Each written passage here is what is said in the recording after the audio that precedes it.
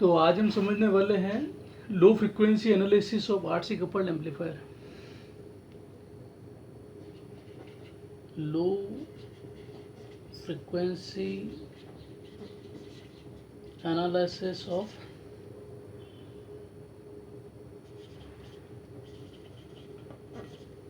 RC coupled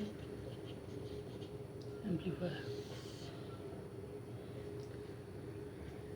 आज हम बात करेंगे कि जो आरसी कपल्ड एम्पलीफायर होता है ये लो फ्रिक्वेंसी पे कैसे वर्क करता है। जो आरसी कपल्ड एम्पलीफायर है ये हमें पता है कि जो आरसी कपल्ड एम्पलीफायर होता है इसमें ये हाई पास फिल्टर की तरह काम करता है। हाई पास फिल्टर यानी कि ये हाई फ्रीक्वेंसी को पास करेगा और लो फ्रीक्वेंसी को ये ब्लॉक करता है। इस टाइप का रिस्पांस होता है इसमें। अगर फ्रीक्वेंसी और गेन में अगर अपन ग्राफ प्लॉट करें तो ये हाई फ्रीक्वेंसी को पास करता है और लो फ्रीक्वेंसी को ब्लॉक करता है। ये देख सकते हैं आप यहाँ पे। तो अपन एक बार इसको एनालिसिस करेंगे कि कैसे ये काम कर रहा है।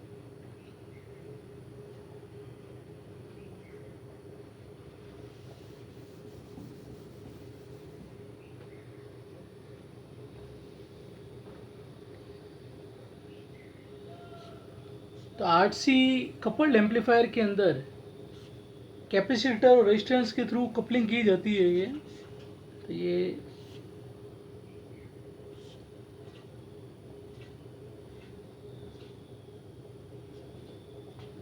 वी इनपुट और वी आउटपुट, यहाँ प्रतिरोध है आर, कैपेसिटेंस है सी। यहाँ आप देख सकते हैं कि ये कैपेसिटर के थ्रू हमने कपलिंग की हुई है। यहाँ वोल्टेज आउटपुट हम यहाँ पे ले रहे हैं। अब देखिए आप इसमें गेन क्या होता है इसका और कैसे हम एनालिसिस करते हैं इसका। तो इसका जो गेन होता है जो हमने सर्किट ये बता रखा है, यहाँ पे जो वोल्टेज ड्रॉप है आर पे केवल वो काउंट होगा। तो R upon R plus capacitance के कारण 1/SC। आर से ऊपर नीचे डिवाइड करने पे 1/1 प्लस SRC, 1/1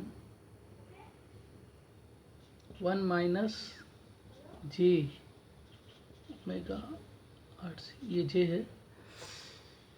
अगर यहाँ पे ये 1/ जो RC है अगर इसको हम ओमेगा L कहें, अगर omega L equal to 1/RC तो उस केस में जो हमारा ये गेन का फॉर्मूला ये बन जाएगा A equal to 1/1 minus J omega L by omega.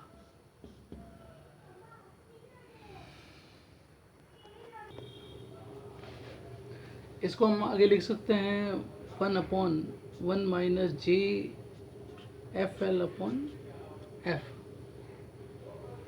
क्योंकि जो ओमेगा होता है इट इज इक्वल टू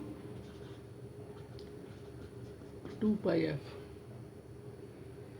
यहाँ पे जो ओमेगा L है इसको हम 3 dB कट ऑफ फ्रीक्वेंसी कहते हैं।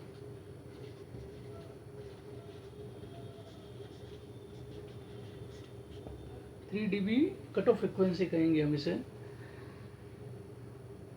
अगर हम इसका फेज एंगल निकालें, जो ये इक्वेशन आई है हमारे पास में, अगर इसमें फेज एंगल निकालें तो वो आता है phi equal to tan inverse FL upon F।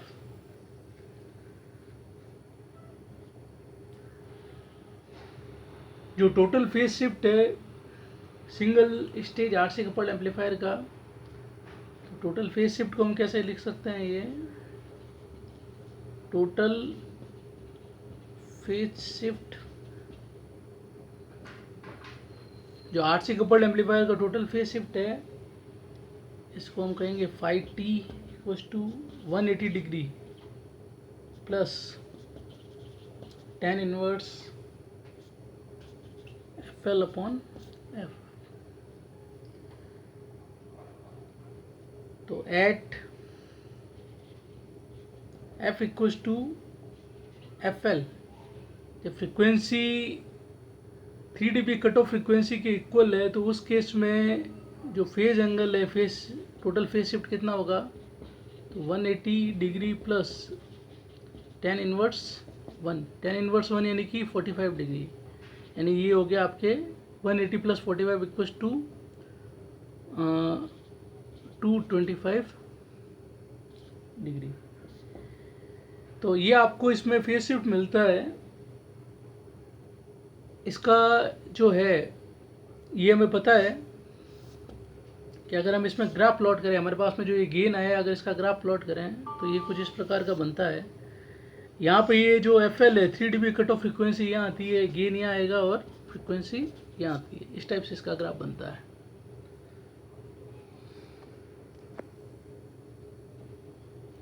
Next है आपके high frequency analysis.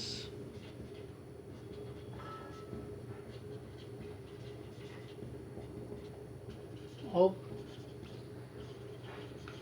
RC coupled amplifier. RC coupled amplifier का हाई फ्रिक्वेंसी एनालिसिस है। तो हाई फ्रिक्वेंसी पे RC कपल्ड एम्पलीफायर कैसे काम करेगा, तो इसमें जस्ट उल्टा हो जाता है। पहले हमने देखा है कि भाई जो लो फ्रिक्वेंसी पे है उस पे ये HPF की तरह काम करता है, हाई पास फिल्टर की तरह काम करता है। यहाँ उल्टा हो जाएगा, यहाँ पे ये लो पास फिल्टर की तरह काम करेगा, लो पास फिल्टर की तरह काम करेगा। और जो फेज एंगल होगा वो आएगा आपके लैगिंग। तो कैसे होता है देखिए आप,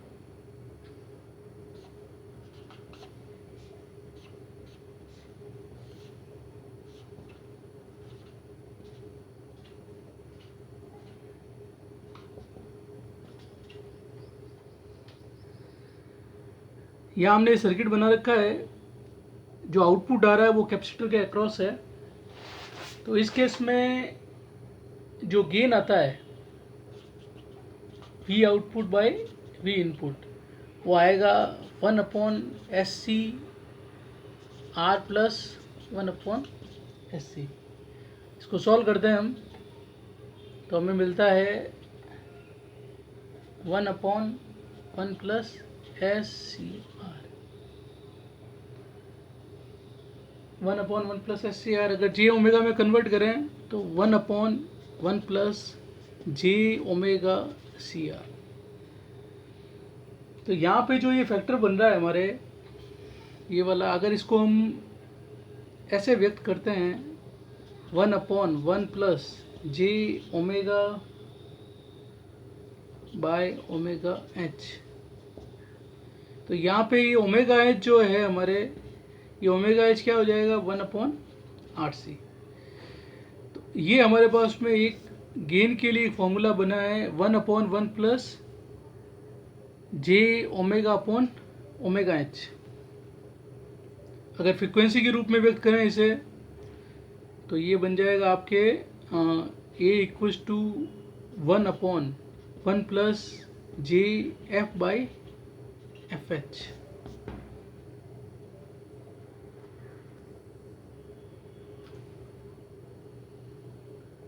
तो हमारे पास में जो गेन बन रहा है वो बन रहा है 1/1 प्लस JF अपॉन FH।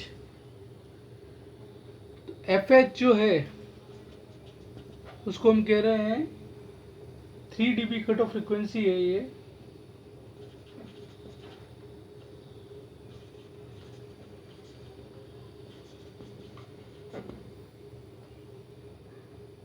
अगर इसमें फेज एंगल अपन निकालना चाहें तो इसमें आता है minus tan inverse F upon FH। Total phase shift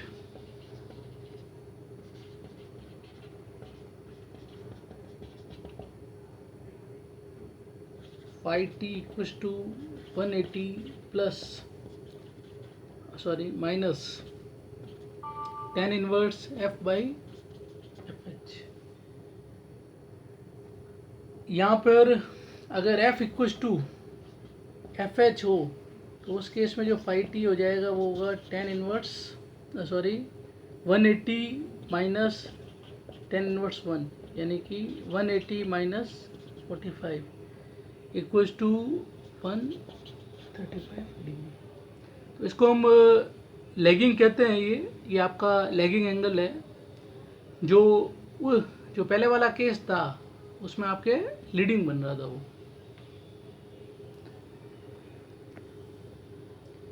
अगर हम इसमें ग्राफ प्लॉट करते हैं तो ग्राफ इसका कुछ इस तरीके से बनता है। यहाँ पे गेन है, यहाँ पे फ्रीक्वेंसी है।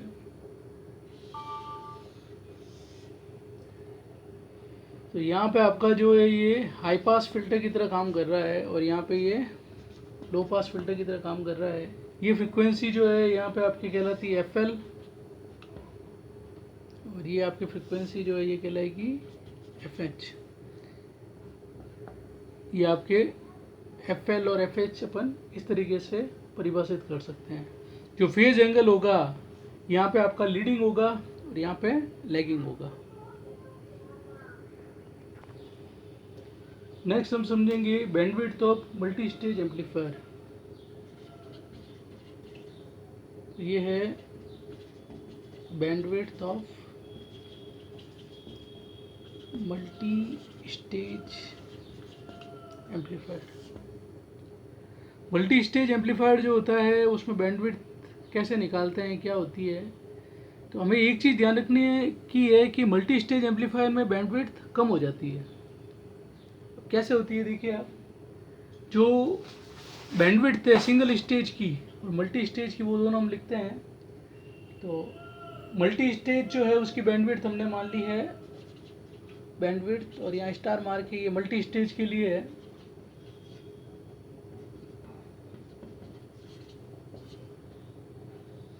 ये आ गई आपके FH star minus FL star, ये मल्टी स्टेज के लिए है। और सिंगल स्टेज के लिए जो बैंडविड्थ है वो है FH माइनस FL। अब यहाँ हम जानते हैं कि जो FH है वो है high 3 dB cut off frequency of multi stage.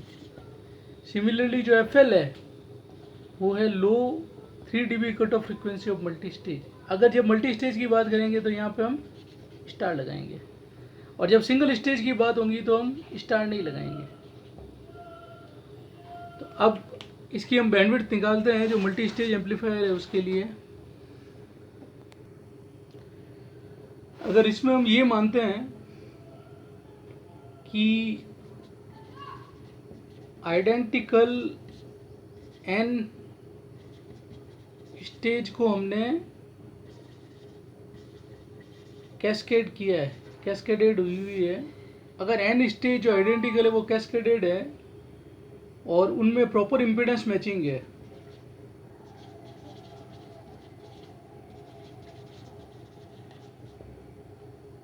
तो उस केस में जो हम ये FH है स्टार इसकी वैल्यू निकालते हैं।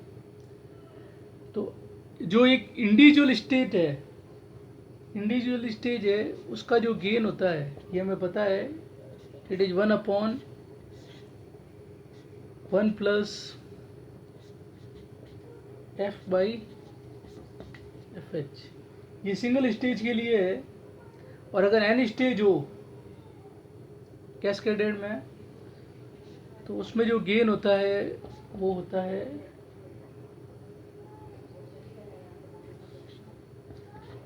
1/√F/FH की पावर n। अगर यहाँ पर f की वैल्यू 0 हो, अगर f की वैल्यू इसके अंदर 0 रख दी जाए तो उस केस में जो गेन आता है आपके, मतलब फ्रीक्वेंसी जब 0 है तो उस केस में इसकी वैल्यू जो है वो मैक्सिमम आती है, दैट इज इक्वल टू 1।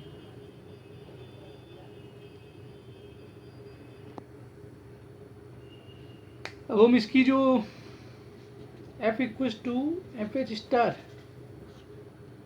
उस केस में हमें पता है कि जो गेन हो जाता है वो 1/√2 हो जाता है। ये 1/√2 इक्वल्स टू, हमें इसकी वैल्यू पता है 1/1 plus FH star by FH इसकी होल पावर n। तो जब इसे सॉल्व करते हैं हम, तो उस केस में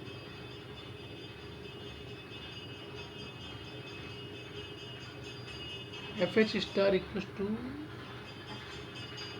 2⁻1/n माइनस 1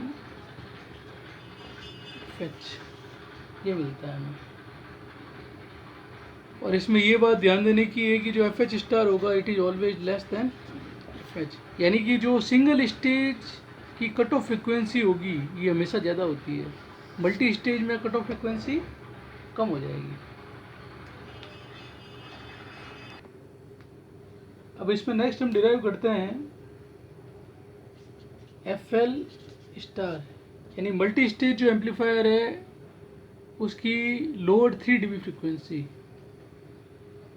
तो ये हम पहले से जानते हैं कि सिंगल स्टेज के लिए जो गेन होता है वो होता है 1/√1 प्लस FL/F का स्क्वायर।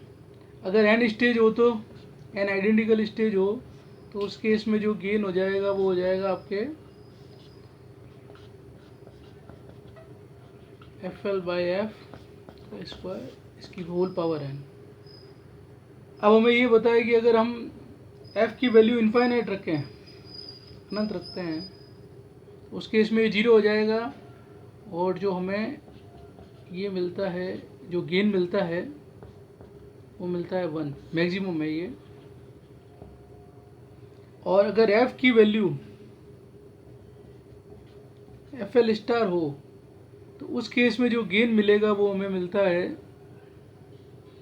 उसको डिराइव करने के लिए हम करते हैं 1/√2 equals to 1/1 plus FL star की होल पावर n। इसको सॉल्व करने पे जो FL स्टार होगा उसकी वैल्यू आती है आपके FL/2⁻1/n माइनस 1।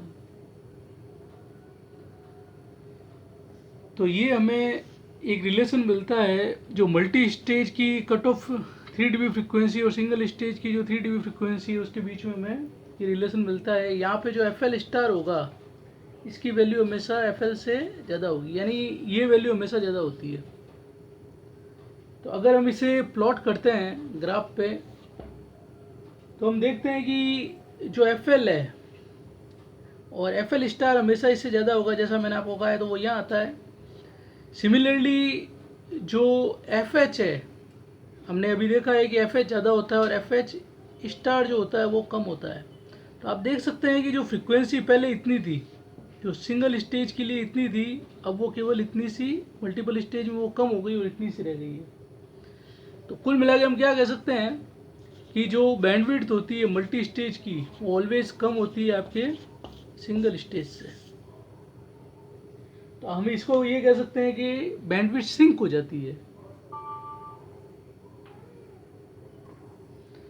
अगर हम बैंडविड्थ की अप्रोक्सीमेट वैल्यू निकालना चाहें तो हम क्या कर सकते हैं, बैंडविड्थ जो मल्टी स्टेज की है वो है FH star minus FL star. यहाँ जो इसकी वैल्यू है FH की वैल्यू ये बहुत ज़्यादा होती है इससे, इसलिए it is approximately equals to FH star. Similarly जो सिंगल स्टेज होता है उसके लिए जो बैंडविड्थ होती है वो होती है FH माइनस FL। सेम वही रिलेशन है, इसको हम अप्रोक्सीमेटली FH के इक्वल्स कह सकते हैं। अब हमें FH स्टार और FH के अंदर एक रिलेशन पता है कि जो FH स्टार होता है उसकी वैल्यू होती है 2⁻1/n माइनस 1 FH, हमें ये पता है। तो अगर हम यहाँ पे एफ एच स्टार की जगह बैंडविड्थ स्टार रख दें क्योंकि अप्रोक्सीमेटली इक्वल है, तो हम इसको ऐसे भी कह सकते हैं बैंडविड्थ स्टार इक्वल्स टू 2 ये, और एफ एच की जगह हम बैंडविड्थ रख देंगे। तो ये एक रिलेशन बनता है हमारे पास में, bandwidth star equals to is approximately equals to root 2^(1/n-1 bandwidth. तो हम देख सकते हैं कि जो बैंडविड्थ होती है वो कम हो जाती है जब मल्टी स्टेज एम्पलीफायर काम में लेते हैं, तो बैंडविड्थ काफ़ी कम हो जाती है।